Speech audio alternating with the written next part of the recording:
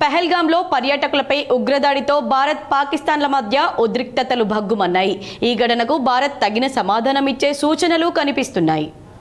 బుధవారం ప్రధాని నరేంద్ర మోడీ పలు కీలక సమావేశాలకు అధ్యక్షత వహిస్తున్నారు. దేశ భద్రతపై అత్యున్నత నిర్ణయాలు తీసుకునే కేబినెట్ కమిటీ ఆన్ సెక్యూరిటీ ఈరోజు రెండోసారి సమావేశమైంది.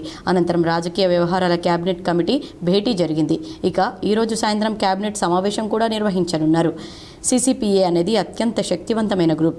దానిని సూపర్ క్యాబినెట్ అని కూడా పిలుస్తారు. 2019లో జరిగిన పుల్వామా ఉగ్రదాడి అనంతర పరిణామాల నేపథ్యంలో నాడు సిసిపిఏ భేటీ అయింది. ఆ తర్వాత ఈ కేబినెట్ కమిటీ మళ్లీ సమావేశం కావడం ఇదే తొలిసారి కావడం గమనార్హం. 2019లో పుల్వామాలో సిఆర్పిఎఫ్ వాహనంపై జరిగిన దాడిలో 40 మంది జవాన్లు ప్రాణాలు కోల్పోయిన సంగతి తెలిసిందే. దానిపై దేశంలో తీవ్ర ఆగ్రహావేశాలు వ్యక్తమయ్యాయి. ఈ దారుణ ఘటనపై ప్రతీకార చర్యలు పరిస్థితిని సమీక్షించేందుకు ఆనాడు సిసిపిఏ సమావేశమైంది. ఆ సమావేశంలోనే పాకిస్తాన్కున్న అత్యంత అనుకూల దేశం వాణిజ్య హోదాను రద్దు చేయాలని భారత్ నిర్ణయించింది. ఆ ఏడాదిలో కొన్ని రోజుల తర్వాత ఫిబ్రవరి 26న భారత్ వైమానిక దళం బాలాకోట్లోని ఉగ్రవాద శిబిరాలపై వైమానిక దాడి చేసి దాయాదికి గట్టి సమాధానమిచ్చింది. అత్యంత కీలక సందర్భాల్లో మాత్రమే సిసిపిఏ సమావేశమవుతుంది.